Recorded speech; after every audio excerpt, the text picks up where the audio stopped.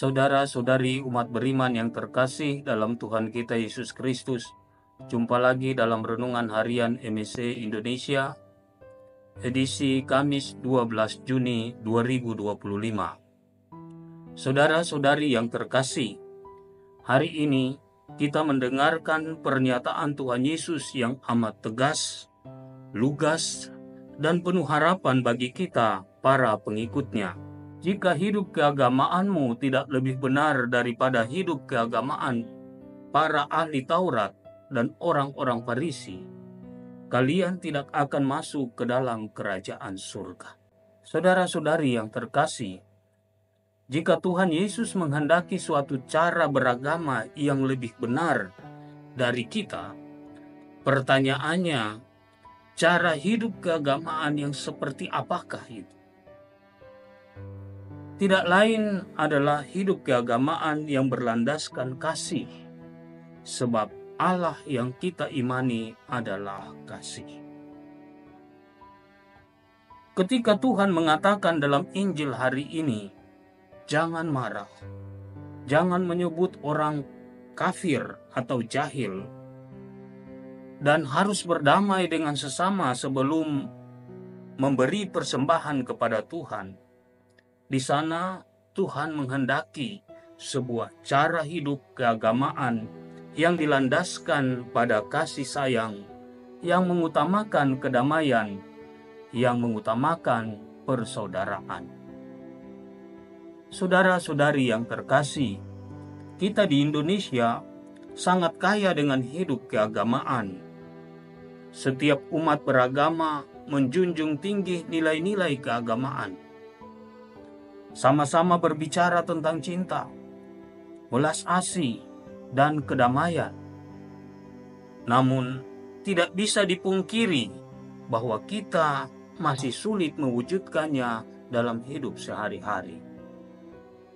Saudara-saudari yang terkasih, di media sosial sangat ramai orang berusaha untuk mempertanggungjawabkan imannya, saling membanding-bandingkan ajarannya, dan mempertentangkan ajaran mana yang paling tepat.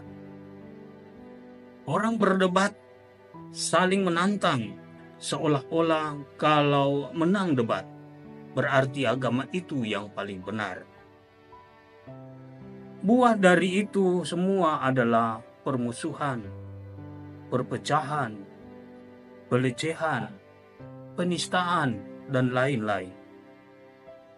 Memang benar, kita perlu mempertanggungjawabkan iman kita. Tetapi ada yang lebih penting, yaitu cara hidup yang benar sebagai orang-orang beragama. Orang Farisi dan ahli Taurat adalah orang-orang yang taat beragama. Namun, hidup mereka dijalani dengan membanding-bandingkan imannya dengan iman orang lain, membanding-bandingkan kesuciannya dengan kesucian orang lain, dan lain sebagainya. Kalau cara hidup keagamaan kita seperti itu, maka masa depan kita akan jauh dari kerajaan surga. Saudara-saudari yang terkasih, agar cara hidup kita menjadi benar, pertama-tama, mari kita benahi hati kita. Rasul Paulus dalam suratnya kepada jemaat di Korintus yang hari ini kita dengar, mengatakan kepada kita bahwa kita perlu mengeluarkan selubung di hati kita yang menghalangi untuk hidup dengan benar di hadapan Allah. Selubung itu bisa saja berupa sikap egois, amarah, dendam, narsistik, ketidakpedulian, kebohongan, dan lain-lain. Jika selubung itu terus menutup hati kita, maka kita tidak akan mengalami terang Allah yang bercahaya di hati kita.